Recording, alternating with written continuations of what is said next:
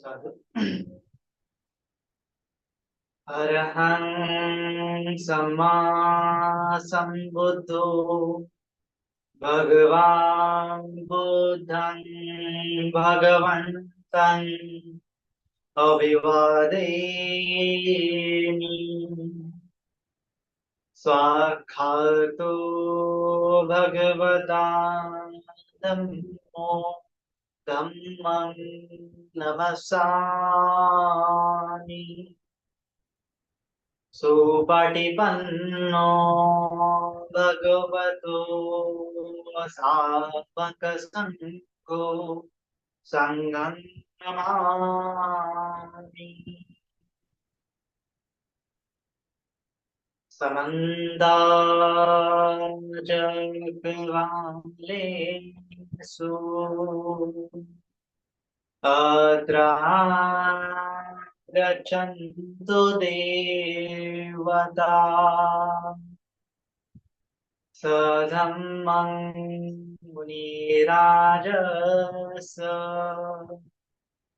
शृण्वन्तु सद्गमो धम्मश्रवणकालो अयं वदन्ता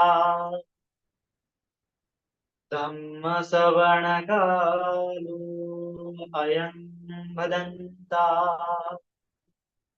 धम्मश्रवणकालो अयं वदन्ताति।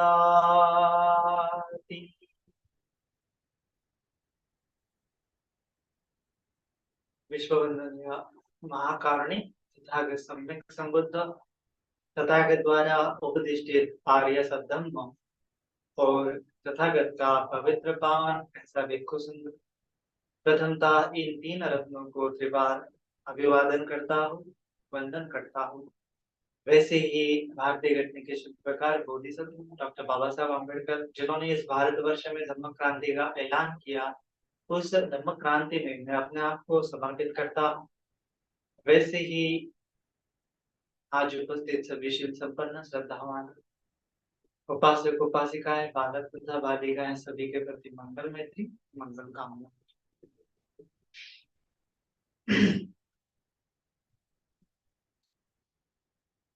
तो जैसा हम जानते हैं, जो भगवान बुद्ध का धम्म है त्रिपिटक में लिपिबद्ध किया हुआ है, बुद्ध की वाणी है। तो उस वाणी से ही, उस त्रिपिटक से ही हमें बुद्ध की शिक्षा का पता चलता है, बुद्ध की शिक्षा के बारे में ज्ञान मिलता है। तो आज हम देखेंगे कि किस प्रकार से बुद्ध की शिक्षा होती है और किस प्रकार से बुद्ध की शिक्षा का कैटेगराइजेशन किया जाता है। और हमें तीन पिटक जो मिलते हैं, तीन पिटक में जो हम जानते हैं सभी लोग कि जैसे विनय पिटक है, सुत्त पिटक है और अभिधम्म पिटक है। तो क्यों इस प्रकार से बुद्ध की शिक्षा का कैटेगराइजेशन होता है ना? तो उसके बारे में हम आज थोड़ा सा जानेंगे संक्षिप्त रूप से। तो जैसा हम जानते हैं कि भगवान बुद्ध जो है अपना उपदेश देते हुए जो व्यक्ति होता है उसके मन स्थिति के आधार पर, उसका स्वभाव के आधार पर, उसके चर्या के आधार पर उसको धम्म देते हैं। जैसा वह व्यक्ति होता है उसके उपलक्ष्य में, उसके चित्त के उपलक्ष्य में भगवान उसको कमठान देते हैं, उसको उपदेश देते हैं। और एक ही बात जो है अलग अलग व्यक्तियों को अलग अलग प्रकार से भगवान जो है अनेक पर्याय से धम्म को प्रकाशित करते हैं, है ना? तो भगवान बुद्ध का धम्म देने का क्या होता है, अलग अलग प्रकार से एक उसमें पैटर्न होता है, अलग अलग प्रकार से वो अलग अलग लोगों को शिक्षा देते हैं। और उसमें तो 9 धर्म होते ही है वो, लेकिन जो जो व्यक्ति होता है उसको, तो उसके अकॉर्डिंग जो है, समझो कोई नया नया व्यक्ति है, नया नया धर्म में आता है और वो शीलों में कच्चा है, तो भगवान उसको पहले शीलों का उपदेश देते हैं।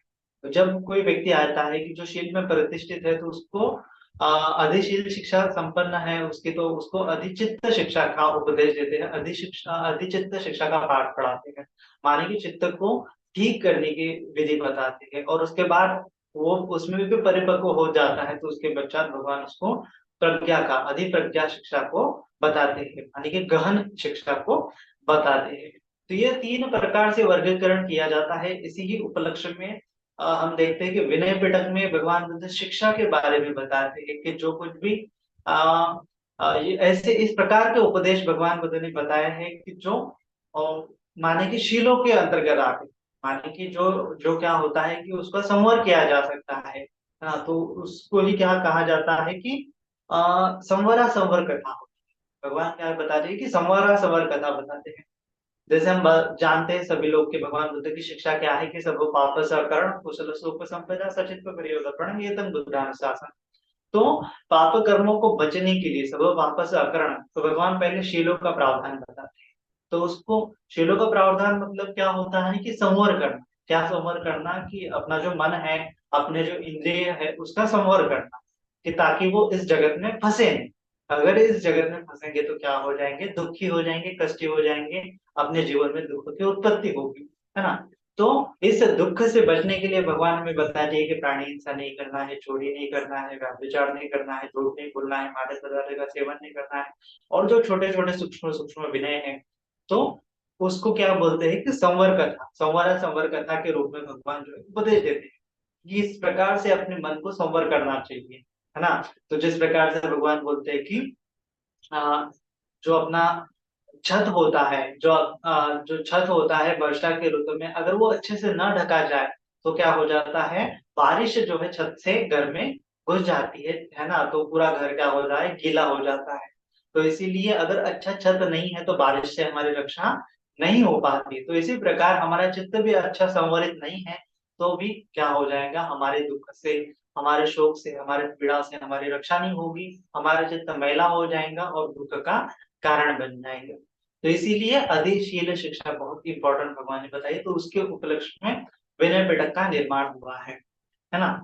और उसके साथ साथ भगवान बताते हैं अधिचित्त शिक्षा के बारे में, कि अभी जो संवरा सवर कथा पूरी हो गई है, तो भगवान उसको दिट्ठ दिट्ठी विनिवेठन धर्म बताते हैं, दिट्ठी विनिवेठन कथा बताते हैं, कि माने की दृष्टि उत्पन्न कराते हैं, है ना। कौन से बारे में दृष्टि उत्पन्न कराते हैं, कि ये दुख है ना, इदं दुखम थी, तो ये दुख है, इसको अच्छे से प्रकार से जानो कि क्या दुख है। जाति भी दुखा है, जरा भी दुखा है, व्याधि भी दुखा है, मरणम भी दुखा है ना। तो जो अप्रियो का संयोग होना दुखा है, प्रियो का वियोग होना दुखा है, और यम पिंचंग न लभते तम पे दुख, कि जिस जिस इच्छा, जिस जिस चीज की हम इच्छा करते हैं वो पूरी ना होना, यह भी दुख का कारण है। तो इस प्रकार से भगवान दृष्टि उत्पन्न कराते हैं कि ये दुख है, और इस दुख का कारण क्या है, हमारे मन है, हमारे मन में जो तृष्णा है ना। तो उसको तृष्णा को क्या करना है, हमें प्रहार करना है। तो तृष्णा प्रहार करने का भगवान जो है धम्म वहां पे बताते हैं, दृष्टि उत्पन्न कराते हैं। इस चीज के पीछे पीछे मत जाओ, ये पीछे तुम्हें क्या करेगी, दुखी करेगी, कष्टी करेगी। किस किस प्रकार से लोभ होता है, किस प्रकार से आकर्षण होता है, किस प्रकार से इंद्रियों के विषय होते हैं वो जो हमें दुख कराते हैं। हम भगवान दृष्टि उत्पन्न कराते हैं कि ये जो तुम्हें अभी जो स्पर्श लग रहा है, ये आज अभी तुम्हें अच्छा अच्छा लग रहा है ना, ये रूप तुम्हें अच्छा अच्छा दिख रहा है, लेकिन क्या हो जाएगा, देर से देर एक समय वो जर्जर हो जाएगा, बूढ़ा हो जाएगा, मर जाएगा। इसलिए उसमें आसक्त मत हो, है ना। तो भगवान क्या बताते हैं, दृष्टि उत्पन्न कराते हैं कि जो चीजें वैसी है उसको देखना। रूपों के प्रति तुम अभी आसक्त हो रहे हो, लेकिन उसका पूर्ण व्यवहार नहीं देख रहे हो। जिस शरीर के प्रति तुम आसक्त हो रहे हो, वो शरीर भी क्या होने वाला है, दुर्गंध से युक्त है, वह जर्जर होने वाला है, मरने वाला है ना, बूढ़ा होने वाला है, पकने वाला है। तो इस प्रकार से उस शरीर का पूरा स्वभाव देखो, तब जाके उसके प्रति जो आसक्ति है, उसके प्रति जो काम छंद जागेगा, वो क्या हो जाएगा, प्रहण हो जाएगा। तो भगवान दृष्टि उत्पन्न कराते हैं कि ये रूप है, वो जैसा दिख रहा है वैसा नहीं है, वो तो दुर्गंध युक्त है, अशुभ ही अशुभ है, शुभ शुभ उसमें कुछ भी नहीं है। तो ऐसे दृष्टि उत्पन्न करने वाले धर्म बताने से क्या हो जाता है, हमारा चित्त शांत होता है। चित्त उस चीज में लिप्त नहीं होता, कामचंद में लिप्त नहीं होता, आलस्य में लिप्त नहीं होता, व्यापार में लिप्त नहीं होता, है ना। तो इस प्रकार से भगवान बताते हैं, दृष्टि उत्पन्न करने वाले धर्म को बताते हैं, है ना। अलग अलग प्रकार से ये दृष्टि उत्पन्न करने वाले धर्म का संकलन जो है अपने सुत्त पिटक में किया गया हुआ है। तो सुत्त पिटक में हम देखते हैं दीघ निकाय है, मध्यम निकाय है, संयुक्त निकाय है, अंगुत्तर निकाय है, खुद्दक निकाय है। तो उसमें बहुत सारी कथाएं भगवान ने बताई है ना। तो ये कथाएं क्या होता है कि हमारे व्यवहार को, हमारी दृष्टि उत्पन्न होने से, हमारी दृष्टि शुद्ध होने से हमारा व्यवहार सुधर जाए, तो उसको व्यवहार देशना भी बोलते हैं, है ना। तो हमारा व्यवहार सुधर जाए, हमारा व्यवहार ठीक हो जाए, हम अकुशल कर्मों से बच जाए और कुशल कर्मों में हम क्या हो जाए, लिप्त हो जाए, कुशल कर्म हम बढ़ाने लगे। इसीलिए हमारा व्यवहार, हमारा आचरण बहुत आवश्यक है। तो इसको आचरण देशना भी बोलते हैं या फिर व्यवहार देशना भी बोलते हैं, है ना। सबसे पहली देशना होती है शील की देशना, तो उसको आना देना भी बोलते हैं। आना देना मतलब कि क्या होता है कि आज्ञा देना, माने कि ये करना है, ये नहीं करना है, प्राणी हिंसा नहीं करना है, चोरी नहीं करना है, इस प्रकार से भगवान ने आज्ञा के तौर पर बताया है। तो उसको आज्ञा के तौर पर बताने वाले जो धर्म है उसको ही विनय बताया है, विनय कहा है ना। कि वो कंपलसरी है, बुद्ध ने बताया तो तुम्हें वो फॉलो करना पड़ेगा, उससे क्या हो जाएगा, तुम्हारा भला हो जाएगा। ये आज्ञा के रूप में बताए गए धर्म होते हैं। दूसरे होते हैं व्यवहार देशना।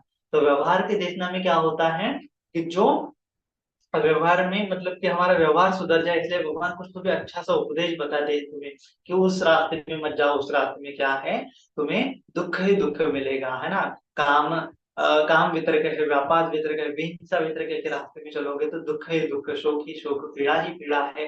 अगर तुम निष्काम जो है, निखम वितरक है, अव्यापार वितरक है, अविहिंसा वितरक है, इस रास्ते में जाओगे तो सुख ही सुख तुम्हें मिलेगा।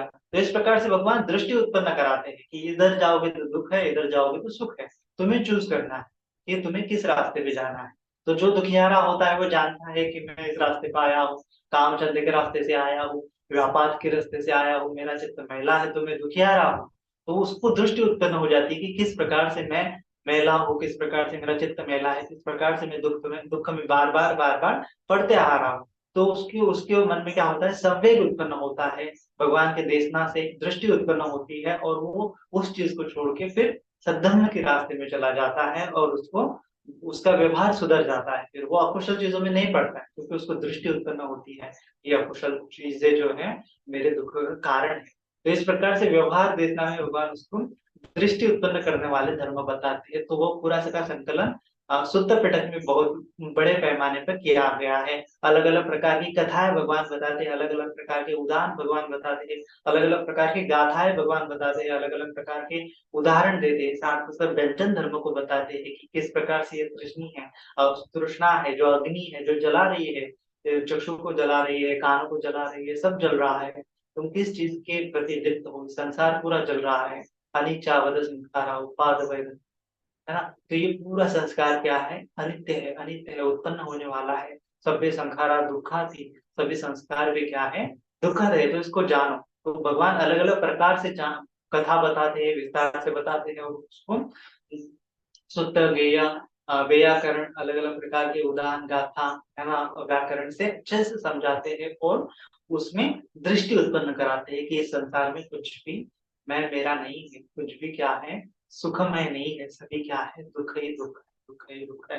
तो इस प्रकार से दृष्टि उत्पन्न करने वाले धर्म को बताया है दिट्ठी विनिवेदन कथा, जो सूत्र पिटक में संकलित है, उसको ही व्यवहार देशना भी बोलते हैं, व्यवहार देना या फिर व्यवहार देशना भी बोलते हैं। और तीसरे प्रकार का भगवान धर्म बताते हैं, तो तीसरे प्रकार का धर्म कैटेगराइजेशन किया जाता है, उसको बोलते हैं परमत्त धर्म, है ना। परमत्त धर्म माने कि जो परम मतलब एकदम जटिल धर्म है, एकदम सूक्ष्म धर्म है, एकदम अभिधर्म है ना, उसको ही अभिधर्म पिटक कहा जाता है ना। तो इस प्रकार से भगवान की जो तीसरी प्रकार की शिक्षा होती है वो बहुत ही गहन होती है ना। तो उसमें हमारा व्यवहार सुधरने के लिए नहीं, बल्कि हमारी प्रज्ञा विकसित होने के लिए ज्यादा महत्वपूर्ण होता है। तो उसको बोला जाता है अभिधम्म पिटक, या फिर उसको भी बोला जाता है परमार्थ देशना। तो परमार्थ देशना में ऐसे ऐसी देशनाएं होती है कि जो हमारे चित्त का अज्ञान हटा दे जाए, हमारी अविद्या का नाश करने के लिए सहायभूत होता है, तृष्णा का नाश करने के लिए सहायभूत होता है। और ये प्रज्ञा भी कौन सी होती है, फिर भावना में प्रज्ञा की बात की जाती है। तो उस भावना में प्रज्ञा में तुम्हें किस किस प्रकार से भावना करनी है, कौन से आलम्बन लेकर भावना करनी है, क्या क्या आलम्बन होते हैं, कौन से आलम्बन होते हैं, तो वो पूरा संकलन अभिधम्म पिटक में किया गया हुआ है। तो उसको ही हमें कहते हैं कि उसको नाम रूप परिच्छेदन कथा भी बहुत बार कहा जाता है ना। पहला तो होता है संवार संवर कथा, दूसरा होता है दिट्ठी उत्पन्न करने वाले दिट्ठी विनिधन कथा, और तीसरा होता है नाम रूप परिच्छेद कथा, है ना। माने कि पहले संवर के बारे में बताना, दूसरा है दृष्टि उत्पन्न करना है कि ये करो, ये मत करो, ऐसा करने से दुख होता है, ऐसा करने से सुख होता है, फिर उसका व्यवहार सुधर जाता है। और फिर व्यवहार सुधरने के बाद उसका चित्त क्या होता है, शांत हो जाता है, शमत चित्ता, शमत साधना उसकी पूरी हो जाती है। उसको ही अधिचित्त शिक्षा भी बहुत बार कहते हैं। और उसके बाद फिर अधिप्रज्ञा की बारी आती है, अधिप्रज्ञा शिक्षा की। तो अधिप्रज्ञा में ही अभिधम्म पिटक है। अधिप्रज्ञा में ही क्या होता है, भगवान परमत्थ धम्म का उपदेश देते हैं। परमत्थ धम्म में फिर भगवान पटिच्च समुत्पाद का जो गहन गहन होता है, दुख निरोध क्या है, दुख निरोध पटिबल गामिनी क्या है, किस प्रकार के चित्त होते हैं, किस प्रकार से नाम रूप होता है, और इसमें विशेषकर जो अविद्या होता है, अविद्या से कैसे संस्कार, संस्कार से कैसे विज्ञान, विज्ञान से कैसे नाम रूप उत्पन्न होता है, और नाम रूप से कैसे तृष्णा उत्पन्न होती है, इसके बारे में जो कथा होती है उसको नाम रूप परिच्छेदा कथा बोलते हैं। तो नाम रूप परिच्छेदा कथा का अगर हम विश्लेषण करेंगे, उसको और विस्तार से समझेंगे, तो उसको ही अभिधर्म पिटक कहा जाता है ना। तो अभिधम्म पिटक बहुत बड़ा है, बहुत गहन है, तो अभिधम्म पिटक को हम इतना पढ़ने की आवश्यकता नहीं है, क्योंकि उसमें तो एक अगर अभिधर्म पिटक का अगर हमें पढ़ना है तो पूरा सिस्टमेटिक पढ़ना पड़ता है, सिलेबस की तरह पढ़ना पड़ता है, और उसके लिए हमें डिग्री कोर्सेज होते हैं या फिर पीएचडी लेवल के भी कोर्सेज, बहुत सारे लोग पीएचडी भी अभिधम्मा में करते हैं। तो अभिधम्मा बहुत सूक्ष्म है,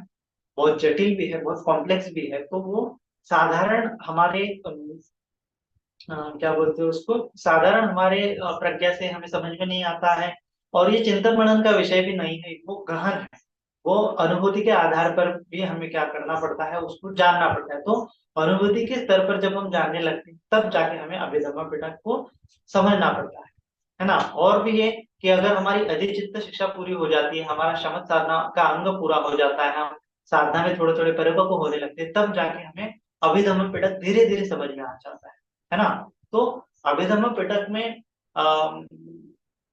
बहुत सारे लोग कहते हैं कि बुद्ध जी अभिधम्म पिटक के बारे में, अभिधम्म के बारे में हमें पढ़ाई है, लेकिन अभिधम्म बहुत विस्तार से है, वो तुम्हें पढ़ोगे लेकिन इंटेलेक्चुअल लेवल पर तुम्हें थोड़ा थोड़ा समझ में आया जाएगा, लेकिन उससे समझने से तुम्हें भी कुछ फायदा होने वाला नहीं है। तो हमें क्या पढ़ना है कि जो हमारे फायदे की चीजें हैं वही हमें पढ़ना है, और उतना ही पढ़ना है कि जितना क्या हो सके हम हमारी पटिवेदन कर सके, है ना। जैसे परियति पटिपति और पटिवेदन होता है ना। तो पटिवेदन करने के लिए हमें परियत्ति करना पड़ता है। परियत्ति माने कि पर्याप्त नॉलेज हमें गेन करना होता है, इतना सफिशिएंट नॉलेज कि हम निर्वाण की तरफ चले जाए, निर्वाण की तरफ हमारा आगमन हो जाए, हमारे प्रज्ञा शुद्धि की तरफ हमारा आगमन हो जाए, है ना। तो इसीलिए पर्याप्त बेसिक और पर्याप्त अभिधम्मा या फिर बेसिक अभिधम्मा हम थोड़ा सा समझेंगे, थोड़ा सा उसमें ज्यादा डिटेल में जाने की जरूरत नहीं है। तो अभिधम्मा बेसिकली होता क्या है कि ये हम जानते हैं कि परमत्त धर्म होता है, ये जानते हैं कि हम क्या होता है कि नाम रूप के बारे में होता है, नाम रूप परिच्छेदन कथा होती है ना। तो परमत्त धर्म या फिर परमत्त चीज क्या होती है ना। तो जैसे कि हम व्यवहारिक तौर पर समझते हैं कि व्यवहारिक तौर पर हम समझते हैं कि ये शरीर है, ये मन है, और हमें लगता है कि हमारे मम्मी पापा से हमारा जन्म हुआ है, और हम इतने बड़े हो गए, फिर बूढ़े हो जाएंगे, फिर मर जाएंगे। और हमें ये जैसा हम देखते हैं, जैसा लोग कहते हैं, जैसा हम देखते हैं, हमें लगता है कि हमारा जो जीवन है, जैसा हमें महसूस होता है, हमें लगता है कि मैं हूँ, ये मेरा शरीर है, मैं बढ़ रहा हूँ, मैं बूढ़ा हो रहा हूँ, मैं मर रहा हूँ। तो इस प्रकार से ये हमें एक व्यवहारिक सत्य होता है, व्यवहारिक सत्य प्रतीत होता है कि मैं हूँ, मेरा एग्जिस्टेंस है, और मुझे इस प्रकार से लग रहा है, ये सुख लग रहा है, ये दुख लग रहा है। ये क्या बोलते हैं उसको, सांवृतिक सत्य बोलते हैं, है ना। लेकिन अगर हम अभिधम्मा के स्तर पर देखेंगे तो उसको है ना, सांवृतिक सत्य होता है और एक परमार्थिक सत्य होता है। सांवृतिक सत्य में मान लीजिए रिलेटिव ट्रुथ होता है, रिलेटिव ट्रुथ माने कि वो रिलेटिव होता है, वो ट्रुथ नहीं होता, लगता है कि ट्रुथ है, लेकिन वो उस लेवल पर तक ही लगता है कि जैसे मुझे, जैसे झटका लग गया तो मुझे क्या हो गया, अभी मुझे लगता है कि मुझे झटका लगा, मुझे सुख हुआ, मुझे दुख हुआ, है ना। तो ये हमें सांवृतिक सत्य है। लेकिन परमार्थ सत्य क्या है कि इस शरीर में मैं मेरा कुछ भी नहीं है, सभी शरीर क्या है, अनात्मा है, सभी धम्मा अनात्मादि। तो ये अनात्मा तत्व जब हमें समझ में लगता है तब जाके परमार्थ धम्म जो है हमें समझ में लगता है। तो परमार्थ धम्म समझने के लिए हमें ये शरीर क्या है, ये मन क्या है, उसका स्वभाव क्या है, ये नाम क्या होता है, ये रूप क्या होता है, कैसे कार्य करता है, कैसे सृजन होता है, कैसे उसका निरोध होता है, उसके बारे में हमें सीखना होता है। उसके बारे में हमें प्रज्ञा विकसित करनी पड़ती होती है। चिंतन में प्रज्ञा है, श्रुत में प्रज्ञा है और भावना में प्रज्ञा है। तो शुरुआत के स्तर पर हमें श्रुत में प्रज्ञा के स्तर पर जानना पड़ता है कि हाँ, ये परमार्थिक सत्य है। जैसे शरीर में कुछ भी मैं नहीं हूँ, मेरा नहीं है, कुछ भी आत्मा नहीं है, मुझे लग रहा है वो केवल क्या है, एक सांप्रतिक सत्य है, केवल रिलेटिव ट्रुथ है, वो एब्सोल्यूट ट्रुथ नहीं है। मुझे लग रहा है कि मेरा एग्जिस्टेंस इस प्रकार से, मैं बढ़ रहा हूँ, मैं बूढ़ा हो रहा हूँ, मैं मर रहा हूँ, लेकिन वैसा नहीं होता है ना। अभिधर्मा के तौर पर हम देखेंगे तो जानेंगे कि चित्त क्या होता है, बचपन से लेके मरते दम तक एक नहीं होता, चित्त हर बार बदलता है। जैसे मेरा चित्त, मैं जो बचपन में था वो अभी नहीं हूँ, जो अभी होगा वो भविष्य में नहीं होगा, है ना। ये क्या है, ये एब्सोल्यूट ट्रुथ है, लेकिन हम उसको समझ नहीं पाते। मुझे लग रहा है कि मैं ही बढ़ रहा हूँ, मेरा शरीर तो छोटा था, अभी वो बढ़ रहा है ना। लेकिन अगर हम एकदम क्या बोलते हैं उसको, विज्ञान से भी समझेंगे, आज के आधुनिक विज्ञान से अगर हम समझेंगे, तो आधुनिक विज्ञान भी ये मानता है, ये स्टडी हुआ है कि हमारे के शरीर जो होता है, हर 7 साल में हमारे शरीर की हर एक सेल क्या होती है, रिप्लेस हो जाती है, नहीं हो जाती है। पुरानी सेल एक भी बचती नहीं है। माने कि 7 साल पहले के जो मेरे शरीर पे जो पेशी थी, सेल थी, है ना, वो जिस पेशी से मेरा शरीर बना था, रक्त हाड़ मांस ये पूरा बना था, वो पूरा का पूरा चेंज हो गया है। 7 साल पहले जो था, अभी वो नहीं बचा, कुछ भी शेष मात्र नहीं बचा है, वो पूरा का पूरा चेंज हो गया है। लेकिन हमें ऐसा प्रतीत नहीं होता, हमें लगता है कि 7 साल पहले भी वही था, अभी भी वही है ना। तो ये क्या है, ये सार्वत्रिक सत्य है, जो हमें लग रहा है कि 7 साल पहले वही था, अभी भी वही है, लेकिन वैसा नहीं है ना। अगर हम उसका अभी विज्ञान के, आधुनिक विज्ञान से हमने जाना कि वो क्या है, कि वो तो बदल रहा है, लेकिन अभी भी उसकी अनुभूति हमें हम नहीं हुई, है ना।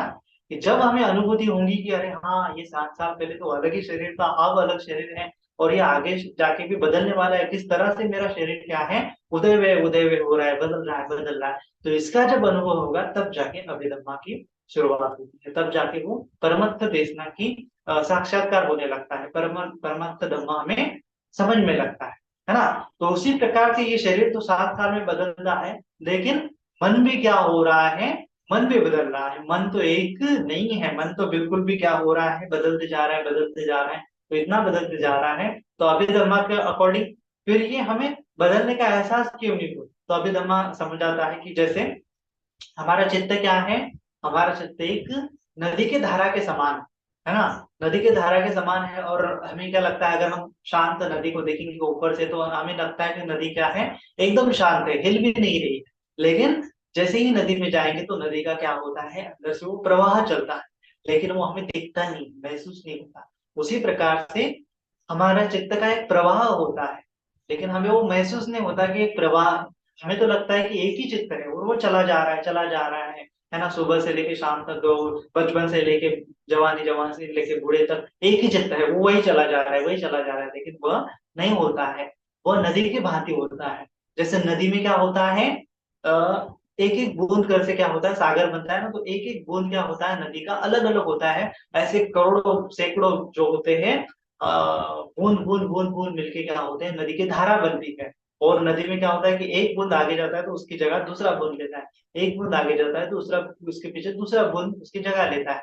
तो उसी के जैसा हमारा चित्त भी क्या होता है, एक ही चित्त क्या होता है, एक ही चित्त स्कंद उत्पन्न होता है, फिर मर जाता है, उसके जगह दूसरा चित्त स्कंद ले लेता है, फिर वो मर जाता है, फिर तीसरा चित्त स्कंद ले जाता है, फिर वो भी मर जाता है। तो इस प्रकार से वो चित्त स्कंद की धारा बनती है, बनती है, बनती है, और वो हमें लगता है कि वो क्या है, एक पूरा का पूरा एक ही है, लेकिन वो एक नहीं है, वो अलग अलग है। हर चित्त हर क्षण में उत्पन्न हो रहा है, नष्ट हो रहा है, उत्पन्न हो रहा है, नष्ट हो रहा है ना। तो जैसा कि एक ये है, वो जैसे कि ऐसा कहा जाता है कि नदी है, तो नदी में क्या होता है, हमारा नदी में कैसा है, एक अगर हम डुबकी लगाएंगे, तो उसी नदी में हम दूसरी डुबकी नहीं लगा सकते, क्योंकि एक डुबकी हमें लगाए, हमने लगाई, तो क्या हो जाता है, जो नदी हमने डुबकी लगाई थी, वो नदी क्या होगी, आगे बढ़ गई। अभी दूसरी नदी डुबकी लगाएंगे, तो वो नदी भी क्या हो जाएंगी, बढ़ जाएंगी।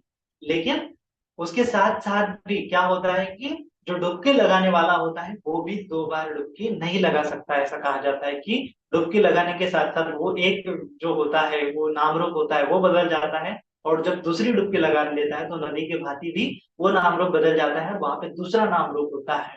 तो इस प्रकार से हमारा चित्त जो है इतनी तेज गति से बदल जाता है। तो वो कैसे बदलता है, कैसे चित्त कार्य करता है, कैसे चित्त स्कंद बनता है ना, वेदना संज्ञा संस्कार स्पर्श का मिलके विज्ञान का मिलके कैसा एक चित्त बन जाता है, और फिर वो कैसे आलम्बन में लिप्त हो जाता है, चैतसिक में लिप्त हो जाता है, और किस प्रकार से वो फिर ये संसार संस्कार बनाता है। तो ये पूरी प्रोसेस समझने के डिटेल में उसका एक्सप्लेनेशन जो है अभिधर्मा पिटक में दिया गया हुआ है ना। तो उसको विस्तार से जानने की आवश्यकता नहीं, केवल उतना हमें जानना है कि जो हमारे काम की चीजें, तो काम की चीजें क्या हम समझेंगे कि अभिधम्म पिटक में तो बहुत सारी चीजें हैं, तो उसमें अगर विस्तार से बताया जाए, शॉर्ट में बताया जाए तो अभिधम्मा में क्या है। तो अभिधम्मा में क्या होता है, चित्त के बारे में बताया है, चेतसिक के बारे में बताया है, चित्त क्या होता है, चेतसिक क्या होता है, उसके बाद रूप के बारे में बताया है ना, जो शरीर होता है, जो शरीर का धर्म होता है, जो पट्टकलाप होता है, पट्टकलाप क्या होता है, कैसे काम करता है, कैसे इंद्रिय बनती है, कैसे चित्त उसमें चित्त होता है, कैसे चेतसिक होता है। तो ये चित्त चेतसिक रूप और निर्वाण के बाद, है ना। तो ये चार चीजें क्या हो गई है अभिधम्मा में विस्तार से बताई हुई है कि किस प्रकार से ये कार्य करते हैं, है ना। तो उसका कार्य अगर हमें डिटेल में जानना है तो उसके बारे में अभिधम्मा पिटक है, और उसमें 7 ग्रंथ बताए हुए हैं। तो 7 ग्रंथ में धम्म संगणी है, विभंग है, पुगल परिणीति है, धातु कथा है, पठान है, यमक है, और कथा वस्तुकरण है। तो इसमें 7 ग्रंथ में पूरा विस्तार से वो बताया है कि कैसे चित्त उत्पन्न होता है, कैसे चेतसिक उत्पन्न होता है, कैसे हमारा जो शरीर होता है और रूप स्कंद होता है वो क्या है, उसकी क्वालिटीज क्या होती है, तो वो पूरा बताया है। उसके बाद जो निर्वाण होता है, निर्वाण के बारे में भी बताया, श्रोता अवस्था सकृतगामी अनागामी और अरहत अवस्था। तो ये चार चीजें क्या होती है हमें सीखनी पड़ती है अगर हमें अभिधम्मा सीखना है ना। तो उसके बारे में हम विस्तार से कभी अलग अलग वीडियो में चर्चा करेंगे, है ना। तो अभिधम्मा होता ही यही है कि हमारे साथ क्या हो रहा है, हमारे चित्त के साथ क्या हो रहा है, और रियलिटी क्या है इस चित्त की। जैसा हमें लग रहा है कि जो मैं किसी चीज में आसक्त हो रहा हूँ तो मुझे सुख का एहसास हो रहा है, तो वो सुख का एहसास क्यों होता है, कौन से चित्त वहां पे उत्पन्न होते हैं, कौन से चैतसिक वहां पे उत्पन्न होते हैं, वो कुशल होते हैं कि अकुशल होते हैं, है ना। तो वो भी वहां पे पता चलता है। तो अकुशल है तो क्या हो जाएगा, फिर हम दुख में गिर जाएंगे। तो इस प्रकार से अगर हम समझेंगे तो उससे छूटने का रास्ता भी हमें समझ में आएगा। तो इसीलिए हम निर्वाण की तरफ बढ़ सकते हैं। तो ये चित्त चैतसिक रूप और निर्वाण के बारे में अभिधम्मा पिटक में चर्चा की गई है ना। तो इसीलिए अम, और अभिधम्मा का क्या होता है कि ध्यान साधना करने में भी बहुत सारा उसमें लाभ होता है ना। तो अगर हम अभिधम्मा नहीं समझेंगे, एटलीस्ट बेसिक लेवल का अभिधर्म अगर हम नहीं समझेंगे तो हम ध्यान साधना या फिर जो विपස්සना है वो अच्छे से नहीं कर पाएंगे, है ना, कर ही नहीं सकते अच्छे से। क्योंकि जो विपස්සना में भी हम देखते हैं कायानुपश्यना, वेदनानुपश्यना, चित्तानुपश्यना और धम्मानुपश्यना। तो धम्मानुपश्यना में भी क्या होता है कि जब हम जानते हैं कि अलग अलग प्रकार के पब्ब है, वहां पे निवर्ण पब्ब है, उसके बाद स्कंद पब्ब है, उसके बाद आयतन पब्ब है, हाँ। तो वो आयतन पब्बों में बताया है कि किस प्रकार से क्या होता है, रूप होता है, चक्षु होता है, और चक्षु और रूप से मिलने की क्या उत्पन्न होता है, संयोजन उत्पन्न होता है। और उस संयोजन के साथ साथ वो संयोजन कब उत्पन्न होता है, कब नष्ट होता है, तो इस प्रक्रिया को हमें जानना होगा। तो वो ये प्रक्रिया अभिधर्म के अंतर्गत आ जाती है ना। जो आयतन पब्ब है, दुख समुदय पब्ब है, या फिर दुख समुदय दुख निरोध पब्ब है। तो ये, तो इसके बारे में अगर हमें समझना है तो क्या है कि हमें अभिधम्मा समझना पड़ता है। अगर अभिधम्मा हम समझेंगे नहीं तो हम अच्छे से साधना भी नहीं कर पाएंगे, है ना। और विज्ञान कितने प्रकार के होते हैं, जैसे कि चक्षु विज्ञान होता है, श्रोत विज्ञान होता है, गान विज्ञान होता है, जिह्वा विज्ञान होता है, काय विज्ञान होता है, मन विज्ञान होता है। तो इस विज्ञान को भी हमें क्या करना पड़ता है, वो चेक करना पड़ता है, या फिर क्या करना पड़ता है, उसका अनुभव करना पड़ता है ना। कि जैसे मैं रूप देख रहा हूँ और यहाँ पे चक्षु है, और पीछे क्या हो रहा है, चक्षु विज्ञान उत्पन्न हो रहा है ना। चक्षु और रूप चक्षु चक्षु और रूप के स्पर्श से चक्षु विज्ञान उत्पन्न हो रहा है। तो उस चक्षु विज्ञान को जानना है कि ये चक्षु विज्ञान है, ये संयोजन उत्पन्न हो रहा है, और वो संयोजन माने कि चित्त में उत्पन्न हुआ है वो कितनी देर रहेगा, वो देर से देर नष्ट हो जाएगा। तो उसका प्रहान हमें देखना है ना। यथा च संयोजनं तच्च पजानाति, और यथा च पहिनस्य संयोजनं आयतन अनुत्पादो होती तच्च पजानाति, कि ये संयोजन कब नष्ट हो जाता है, कब ये नष्ट हुआ संयोजन फिर उत्पन्न नहीं होगा, ये भी जानना होता है, ये भी पजानाति करना पड़ता है ना। माने तो रूप तो हम देखते हैं बाहर से कि ये क्या है, अनित्य दिखाई देता है, कि जैसे जैसे दिया है या फिर अगरबत्ती, तो वो अगरबत्ती क्या हो रही है, नष्ट नष्ट हो रही है, हमें दिखाई दे रहा है, दिया नष्ट नष्ट हो रहा है, हमें दिखाई दे रहा है, तो रूप नष्ट हो रहा है।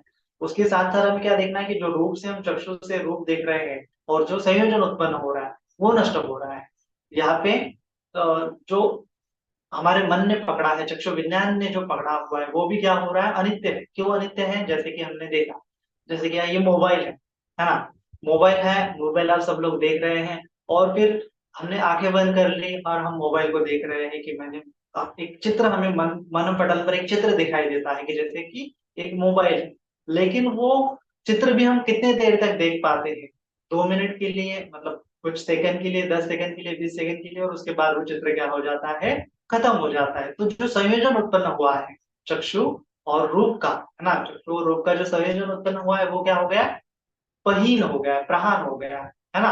अगर किसी चीज में हम आसक्त हो रहे हैं, तो आसक्ति का संयोजन देरी तक टिक जाता है, लेकिन हम उसको भी देखना है कि वो क्या है, कि देरी तक रह रहा है, रह रहा है, रह रहा है, और वो भी क्या है, अनित्य है, और उस प्रकार अनित्य है। तो ये आसक्त हो, उसमें मैं लिप्त हो रहा हूँ, उसके पीछे देख रहा है, चित्त से देख लिया तो दुख है, और फिर उसमें से जो प्रहीन हो गया, पहीन हो गया, तो क्या हो जाएगा कि इसमें मैं नहीं हूँ, मेरा नहीं है, अनात्म का भाव उत्पन्न हो जाएगा। तो ये छोटी छोटी डिटेलिंग भी हमें क्या करनी पड़ती है, वहां पे अनुभव करनी पड़ती है ना। अनित्य देखना है, अनित्य देखना है, तो क्या अनित्य देखना है, तो भगवान ने समझाया है, साफ साफ तौर पर समझाया है। निवरण पब्ब में हमें निवरण हुआ हमें अनित्य देखना है, स्कंद पब्ब में हमें स्कंद उत्पन्न हो रहे नष्ट हो रहे उसको अनित्य देखना है, फिर आयतन पब्ब में हमें आयतन को भी देखना है, कि जो चक्षु से रूप उत्पन्न होता है, संयोजन उत्पन्न होता है, वो भी क्या है, अनित्य है। कान से हमने कुछ शब्द सुना है, कितनी देर तक हमें उसकी मेमोरीज रहती है, कुछ समय के लिए रहती है, फिर वो नष्ट हो जाती है, तो उस मेमोरी को देखना है, जो संयोजन उत्पन्न हुआ है वो भी क्या है, अनित्य है ना। तो इस प्रकार से ये शब्द है, और ये कान है, कान इंद्रिय है, ये संयोजन उत्पन्न हुआ है, श्रोत श्रोत विज्ञान उत्पन्न हुआ है, उस विज्ञान को जान रहा हो, जान रहा है, जान रहा है, फिर वो विज्ञान में नष्ट हो गया, है ना, तो वो संयोजन भी नष्ट हो गया, है ना। तो उस प्रकार से यह अनित्य का दर्शन हमें अंदर एकदम सूक्ष्म सूक्ष्म अनुभूति होती तक ले जाना पड़ता है, तब जाके विपस्सना वहां पे घटित हो जाती है ना। तो इसीलिए आ, ये जब हम करते हैं तब जाके हमें दुख का अलग अलग स्तर पर एहसास होता है, कि जो हमें लग रहा है कि ऊपरी ऊपरी तौर पर दुख लग रहा है, वो ऊपरी ऊपरी तौर पर भी दुख है, फिर जो अंदर की तरफ हमें सुख लग रहा है वो भी क्या हो रहा है, दुख ही है, ऐसी अनुभूति आएगी, तब जाके हम उस दुख से छूट जाएंगे, उस संयोजन से छूट जाएंगे, है ना। तो इस प्रकार से ये अभिधर्म हमें सहायक करता है, कि हमें जानना है कि ये चक्षु होता है, चक्षु विज्ञान होता है, स्रोत होता है, स्रोत विज्ञान होता है, घ्राण होता है, घ्राण विज्ञान होता है, जिह्वा होती है, जिह्वा विज्ञान होता है, काय होता है, काय विज्ञान होता है। तो अलग अलग प्रकार के कॉन्शियसनेस होते हैं। अनुभव, अनुभव का मतलब क्या होता है, कि कॉन्शियसनेस। अनुभव, चक्षु से हम रूप का अनुभव लेते हैं, कान से शब्द का अनुभव लेते हैं, नाक से गंध का अनुभव लेते हैं, जिह्वा से रस का अनुभव लेते हैं, और ये सभी अनुभव कैसे हैं, अनित्य हैं। सभी अनुभव क्या है, नष्ट होने वाले हैं। तो उस अनुभव का नष्ट होने का अनुभव का हमें अनुभव लेना है, कि ये सब नष्ट हो रहे हैं, तब जाके पहचान आदि हो जाता है, वो प्रज्ञा उत्पन्न होती है, कि जान लिया कि यह अनित्य है, जान लिया कि अनित्य है, ये आई कॉन्शियसनेस अनित्य है, ईयर कॉन्शियसनेस अनित्य है, बॉडी कॉन्शियसनेस अनित्य है ना।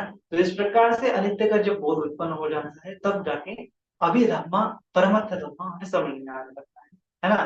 तो उसको समझने के लिए हमें बेसिक लेवल का जो है अभिधम्मा, वहां पे भी बताया सुत्त पिटक में, उसका है डिटेल में एक्सप्लेनेशन फिर अभिधम्मा में भी आता है। बहुत सारे सूत्र में भगवान ने ये आयतन के बारे में बताया है, मनोविज्ञान होता है, किस प्रकार से पहले चक्षु विज्ञान उत्पन्न होता है, उसके बाद मनोविज्ञान होता है, किस प्रकार से पहले स्रोत विज्ञान होता है, उसके बाद मनोविज्ञान होता है, किस प्रकार से पहले काय विज्ञान होता है, उसके बाद मनोविज्ञान होता है, किस प्रकार से उसमें रस लेता है ना। दुख समुदय, दुख समुदय सत्य में भगवान ने बताया कि क्या है दुख समुदय, है ना। या एम तन्ना पूर्ण भविगानंद निराग से तत्र तत्र अभिनंदित सीयते काम धंधा बहुत धंधा विभो धंधा।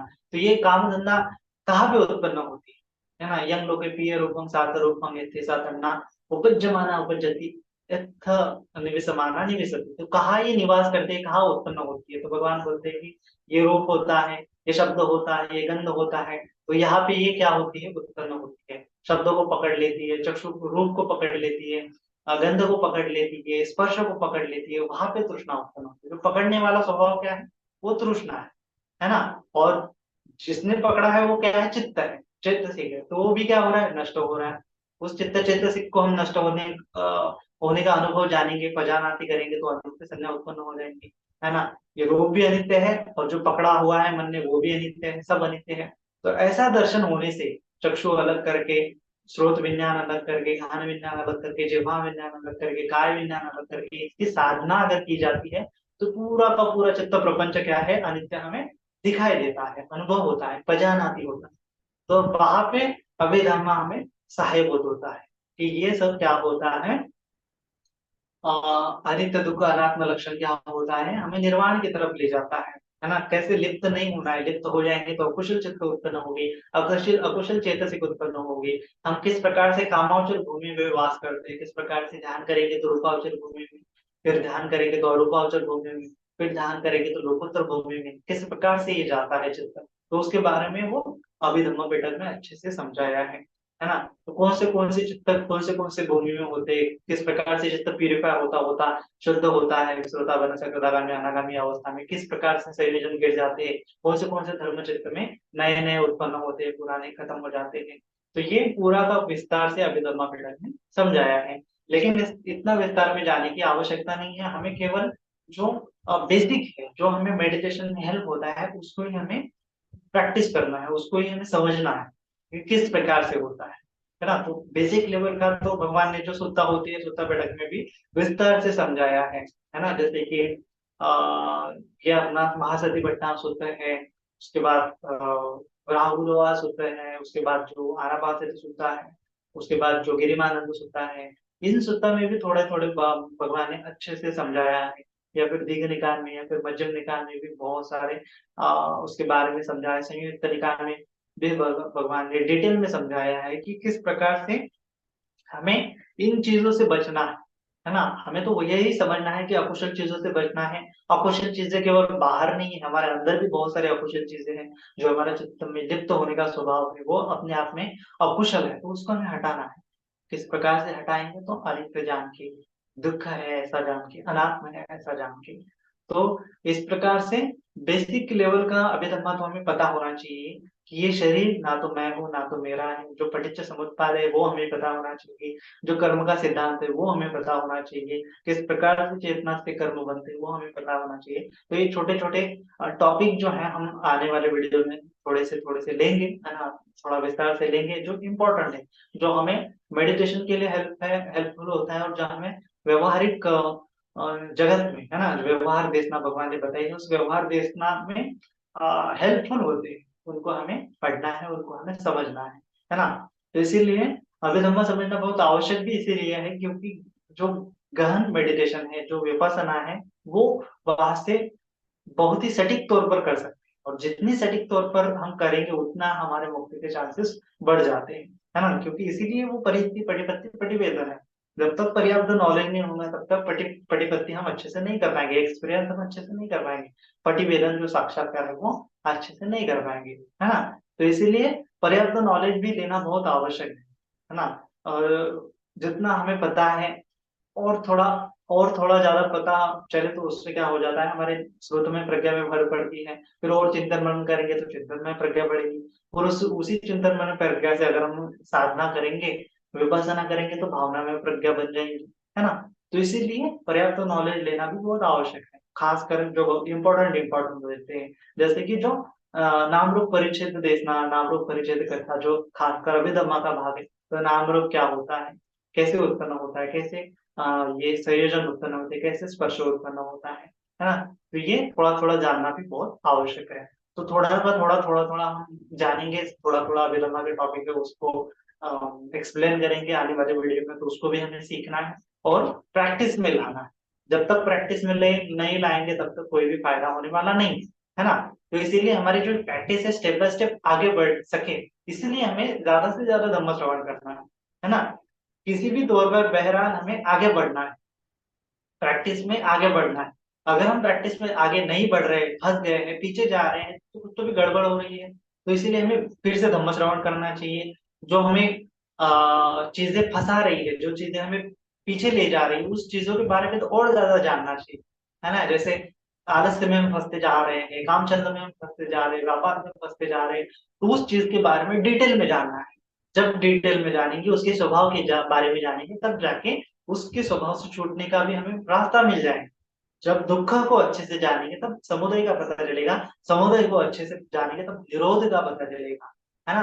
तो यही है भगवान बुद्ध का धम्म। इसीलिए अविद्या को खत्म करने के लिए क्या होना चाहिए, उस चीज के बारे में ज्यादा से ज्यादा नॉलेज लेना चाहिए, तब जाके उस चीज से हम निकल जाए। क्योंकि अविद्या का मतलब ही अज्ञान होता है। अगर हम अज्ञान ही रहेंगे तो उस अज्ञान से नहीं छूट पाएंगे। तो अज्ञान से छूटना है तो हमें ज्यादा से ज्यादा उसके बारे में ज्ञान प्राप्त करना ही एकमात्र क्या होता है, हमारा मुक्ति का साधन होता है।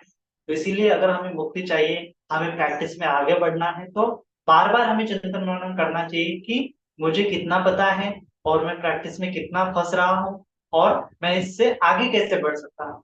इसके बारे में बार बार जो है चिंतन मनन करना है, और धम्म श्रवण करते रहना है, धम्म पढ़ना है, बहुत बार किताबें पढ़ना है। अभी वर्षावास शुरू होने वाला है, तो वर्षावास में हम कोशिश करें कि कोई तो भी ग्रंथ जो है उसका ग्रंथ का पठन हर रोज करें, है ना। तो छोटे छोटे ग्रंथ जो हम पढ़ते हैं, जो उदाहरणी दमा है, मिलिंद प्रश्न है, वो भी पढ़ना है। साथ ही साथ जो त्रिपिटक के जो ग्रंथ है, जो या फिर सूत्र पिटक के ग्रंथ है, उससे शुरुआत कीजिए। मध्यम निकाय है, दीर्घ निकाय है, अच्छा है, तो उससे शुरुआत कीजिए। या फिर है ना, तो उससे जो थोड़ा थोड़ा थोड़ा थोड़ा जो डीप लेवल का धर्म है वो हमें समझ में आ जाएगा, और बुद्ध की शिक्षा क्या होती है वो हमें समझ में आएंगी। और जितनी हमें समझ में आएंगी उतना हम उसका पालन कर सकेंगे, है ना। और जितना पालन कर सकेंगे उतना उतना दुख से हम छूटते चले जाएंगे। तो ये आज के लिए इतना उपदेश काफी है ना। तो सभी लोग धर्म को अच्छे से धारण करें, धर्म को श्रवण करें। सभी का मंगल हो, सभी का कल्याण हो, सभी जन सुखी हो, सुखी हो, सुखी हो। साधु साधु साधु।